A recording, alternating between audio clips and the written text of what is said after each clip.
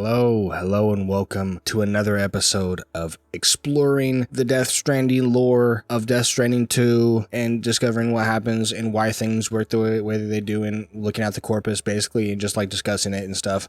The next episode of that, and we're currently on enemies, right? There's a section in there that says enemies. We decided to take that one and do that one first, and it seems like it's going to be a little easier. At first it was like, oh, it'll be a little easier than some other ones. It's a little bit difficult when we get into this next part. We started with humans, and those are super easy. Now we're going to get a little more tricky. We have two more left, which is the ghost mechs and the BTs. I will be doing this video, as you've seen from the title and thumbnail, is about BTs, with the next one being about the ghost mechs. But the BTs, we understand more about them overall when we carry it over, because ghost mechs are a little bit tricky to understand. They're a little bit, you'd say like kind of confusing in a way, but the BTs are also confusing in a way, but we have more info about them from, like, when you start the game, you have a lot more info because you already know about them from the previous game. So going in with the familiar, before jumping into the unfamiliar. But we will not be discussing, and just so you know, for spoiler's sake, literally everything is a spoiler within the game. Like, if I tell you anything about the game, it's going to be a spoiler. That's just the nature of it. Literally, me just saying the names that I said earlier, the word ghost mech, the word BT, that is literally essentially a spoiler. Every word that I've ever said in this video is already a spoiler. It's just how it works. I don't know why people say, oh, no spoilers, no spoilers. Every word I've said so far is a spoiler. Saying the game name is a spoiler, technically. Seeing the cover is a spoiler. But when people say spoilers, they usually mean like big, like crazy moments, or big, like developments, or things that would ruin the mystery or solve the problem and you didn't get to solve it yourself, type of thing like that. So there's going to be spoilers in this video on literally the nature of BTs and the different types and stuff. So it's technically gameplay spoilers. We're not going into like heavy story spoilers, and we're not going to be talking about bosses, like BT bosses within the game. We're not going to talk about them. We're not going to talk about like specific bosses and what they do. Same with ghost mechs. We're not going to do that. We're going to save those for another specific video. So now that you know this is the video that you're watching, this is the video that you're here for, that's what we're talking about, is the BTs. But we're not talking about the boss BTs. We're just talking about, what are BTs? What are they here for? What are they doing? What are they here for? Now, we actually do need to jump into a couple other, or another thing, not too much, but we basically just need to jump into void outs. It's another part in the phenomena part, and we might actually have to come back to this because there is a lot of stuff that comes before this, but these are just in general good to explain, because we will be coming back to these concepts over and over, but I just want to use them to help explain the essence of BTs so we understand what really is the point. Like, how do they even operate the way that they do, right? So what do we need to understand that? The first thing we need to understand is Ha and Ka. That's going to be the one we're going to read first. So Ha and Ka. After the Death Stranding, death came to be defined as a separation of a person's Ha from their Ka. It is said that this understanding of life and death was already commonplace in ancient Egypt, where it was believed that even as the body wasted away, the soul lived on forever. Egyptian practices of mummification and preserving corpses in sarcophagi. I think that's how you say it, were done in the hope of allowing the dead to live on in the next world. Following the Death Stranding, however, it has become necessary to dispose of a body once a soul has left it, usually by incineration. If this is not done, the departed soul may return to this world in the form of a BT. It is believed that this is due to the Death Stranding altering the balance between the worlds of the living and the dead, and unbalancing our relationship with the beach. So in essence, they're taken from, ancient Egypt mythology, right? This is something that has already been explained in the first game, but they're just kind of explaining it again, that, you have within the world of Death Stranding, you have the Ha and the Ka, your soul and your body. And then once your soul comes and goes out, your body's still there and it's not incinerated, something can come back in there. Or you could come back and be like, all right, I'm trying to return to my to my body. You know what I mean? Which is what BTs are trying to do, is find a body, right? Their body. But yeah, they're trying to find, think of it in the sense of a ghost and a host, right? A ghost is trying to find a host, is what it is. And then next is void out. And these are important for understanding BTs. There's a lot of things that are good, are very useful for understanding BTs. I mean, in essence, there's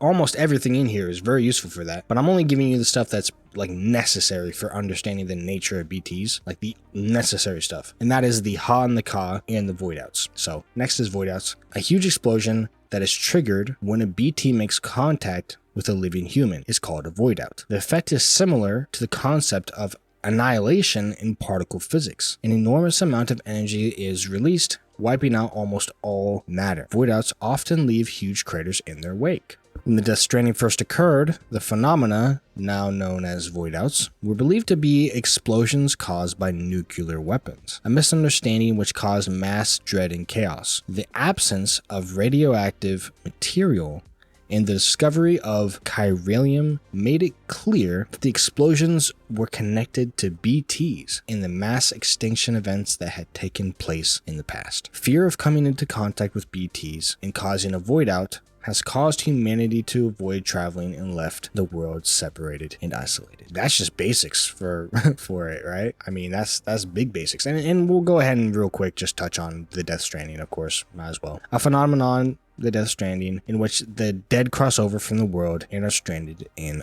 ours, becoming known as BTs or beached things. When BTs come into contact with a living person, a large explosion occurs, reiterating what I said earlier, pretty much in the same vein, known as a voidout. This releases a huge amount of destructive energy, akin to when matter comes into contact with antimatter. Simultaneous voidouts across the world led to the downfall of civilization and have put humanity on the brink of extinction. The previous big 5 mass extinctions that caused enormous damage to life on Earth are no longer thought to have been caused by meteor impacts or climate change, but rather the phenomenon known as the Death Stranding. So these are going to be very useful to know. Voidouts, this is what happens when BTs interact with the human, and the Death Stranding in general, meaning that is the cause of the BTs being here. And yeah, that's the basics for that. Now let's go into the different types of BTs and what they do. So we have the first part, which is just called BT. And it's going to explain multiple BTs. It's kind of like an overview. A BT, or beached thing, is a dead person that has crossed over from their world and become stranded in ours. Since the Death Stranding, a human's death has been understood as the separation of their ka, the soul, from their ha, the body. If corpses are not disposed of in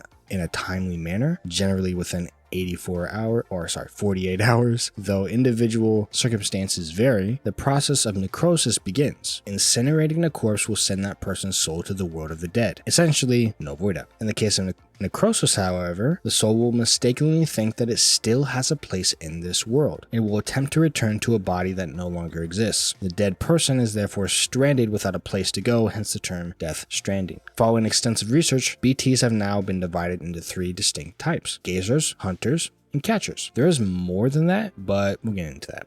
It's just showing the main ones. Number 1 is gazers. Gazers exist in a human-like particulate form. I think that's how I say that word. rather like certain types of ghosts, they float around in BT areas near the site of their own death. And you'll notice this as well when you go to the ghost mech. Again, we're talking about ghost mechs. Hey, spoiler warning, we're talking about ghost mechs. When you go to ghost mech bases, you kill ghost mechs, BTs come. They're there. Now, hey, just a thought. BTs usually happen after you go kill a whole base of ghost mechs. You come back to it, BTs are going to be there. Go kill a bunch of humans, not usually going to happen, but you can. BTs are going to be there. And that's how it is. Handprints will appear when a gazer is nearby. It is believed that they are seeking out the living. It is possible to safely pass a gazer by holding your breath. Further evidence that gazers cannot actually see living people. We'll get into that later though, but there is one that can see. That's only in the second game though. This is only relating to the first game. And technically the second game too, but it doesn't have the information that the second game has. And then 2 is hunters. Hunters appear out of the tar and attempt to drag the living into its depths. Catchers are number 3. These enormous BTs take a variety of different forms. Some have 4 legs, while others look like whales or giant faces. One theory has it that catchers are formed from a fusion of numerous dead people. If you know from how Kojima writes his like corpus or interviews or whatever he writes for like information, there's no theories. Whatever is a theory isn't a theory, it's just fact. So whenever it says something is a theory, it just is. It's not actually a theory. That's cap. It's hard cap. It's actually just the fact. What use is there for a theory in Kojima games? There isn't. It's just fact. Gazers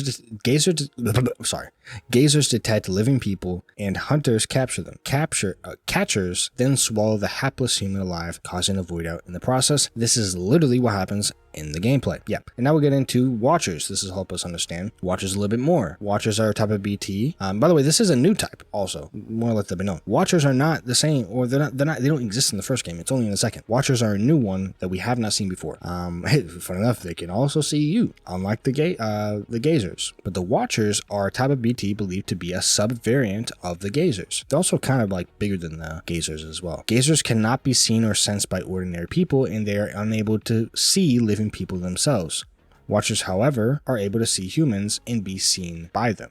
So basically, in essence, that whole paragraph was just saying Gazers can't see, Watchers can see. That's it. But the main thing is though that the distinction there, that other than the fact that Watchers can see, is they can be seen by humans, but the Gazers cannot be seen by humans. So anybody can see a Watcher, but to see a Gazer, you have to have dooms. I'm not going to go into dooms. The only reason I went into the void outs and the other stuff was because we were talking about specifically BTs, and I feel like that was literally the most important thing you need to know about BTs, is that they cause void outs and what that even means. But dooms is a whole different thing we can explore another time. I'm not going to go into that right now. Okay. It's too much, all right? This video is already getting long enough. It is not clear what caused Watchers to first appear, but some believe the variant to have developed as a result of evolution. BTs adapting to their environment, resulting in different forms and behaviors. If this theory is correct, it suggests that even the dead are constantly adapting and evolving, a development that would fundamentally alter our understanding of what it means to be alive or dead. This actually interesting that the Gazers actually evolved to be able to see. But the weird thing is, why are some Gazers not able to see then? Why haven't all Gazers turned into Watchers? It doesn't say this in there, by the way. It's not listed, but good thing I know from the gameplay how it is. With Watchers, they actually don't work the same way as you would think. Like with the Gazers, they drag you to, or the Gazers spawn the hunters, and the hunters drag you to a catcher, right? But the Watchers are different. Watchers, if they catch you, you're dead. So you can't just be like, oh, I'll get caught by them and I'll just fight the boss. No, you have to kill them, like, or just get past them or something. You can't just get caught by them at all costs. Don't let a Watcher catch you. It will cause an immediate void out. It happened to me. That's all I know. I was like, whatever, I'll just get caught by and go to the boss. Nope, doesn't work like that. Then we have Gazers, arguably the most common one, but I think in the second game, you might actually see more Watchers than you will see Gazers, at least in the beginning of the game. As you get farther into the game, you're going to usually see more Gazers, but much as a ghost may haunt the site of its death, Gazers remain in place, their movements confined to only a small area. Some of them move and some of them are standing still. Despite their name, Gazers are actually blind. They respond to the presence of humans using sound to track them down. Should a Gazer detect a human, it will move towards them, leaving tar-like handprints on the ground as it goes. Gazers cannot be seen by ordinary people, but doom sufferers can sense their presence. The extent to which an individual is able to do so depends on their doom's level. Again, when I can explain this, that's something we can get into later on. In the past, Sam would feel a chill when in the presence of BTs. Now, however, he is able to see the particulate forms of certain BTs when standing still. So basically, in the first game, you couldn't see none. You had to really like beep, beep, beep. But now this one, you can kind of just see them a lot easier. It makes the combat a little bit easier versus them. I do actually prefer it this way. I think it's way better. So yeah, good for gameplay. Story-wise, but for gameplay, yeah, I mean, it's pretty good. And then we got Hunters, a type of BT that dwells within the tar, waiting and hiding for a Gazer to detect a human before emerging to grab them. Such calculating behavior has earned hunters their name. Be careful you aren't dragged to the ground by a hunter and then pulled towards a catcher while lying prone. That makes sense. Or do it on purpose. Like I said, sometimes I do that on purpose. Actually, oftentimes I do. And then we have golden hunters. A gleaming golden hunter, they are more powerful and dangerous than ordinary black hunters and attempt to kill their prey by submerging them in tar. It's important to note that there's different types. The regular hunters and the golden hunters are different because the regular hunters will bring you to a catcher, basically just a bigger BT, a BT boss in a sense. They'll drag you to a bigger BT, right? But the golden hunters, I remember I was with some golden hunters. I was like, let me just let them drag me to the boss. No, the golden hunters will literally just kill you. That's it. It's a game over. You have to reload the save. Literally, it's just a game over. So if you ever get with the golden hunters and you're like, I want to fight the boss, don't. The golden hunters will literally kill you. So don't worry about that. Also, there's different types of Gazers. There's like so many different types. There's the regular Gazers. There's the golden gazers, and those ones will move a lot more. They'll move like faster around the way, and they're just kind of like, they'll give you more Kyro crystals. So if you kill them, they'll give you more loot. You know, they're basically just loot goblins, you know what I mean? Or, you know, like, they just got a lot of loot on them, you know what I mean? The little fat looty boys. And of course, there's different sizes of, you know, gazers. There's fat gazers and skinny gazers. It doesn't seem like from my gameplay that I've seen that the fat gazers give more than the small gazers do. It seems like only the gold ones give more. And also there are red gazers. The red ones are not able to be destroyed in the conventional regular way. You have to have like a special type of gun, like a chiral type of gun, which to be honest, I haven't even gotten that yet. I have no idea where it is.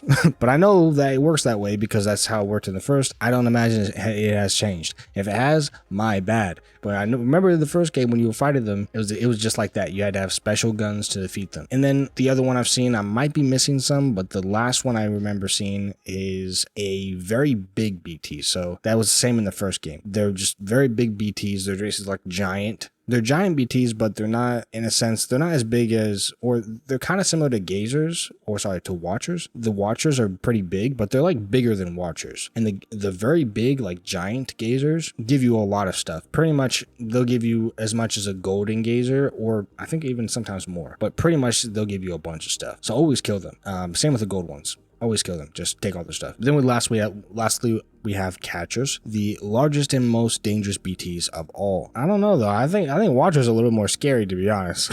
Watchers are the most scary in my opinion, because them boys, they see you from a mile away and they will come towards you immediately. And if they touch you, you're insta dead. Game over. So you gotta go crazy on them, bro. You gotta go crazy, and they got a decent amount of health too. Watchers are crazy. Like there's an area near like the beginning area in the magician I think. There's a beginning. Yeah, there's like a lot of watchers there. And every time I go by the area, I'm just scared, bro, because there's so many of them. Like it's scary, bro. But yeah. Either way, I'm gonna listen to them. Whatever. Catchers are scary, I guess. But yeah, they most dangerous of all.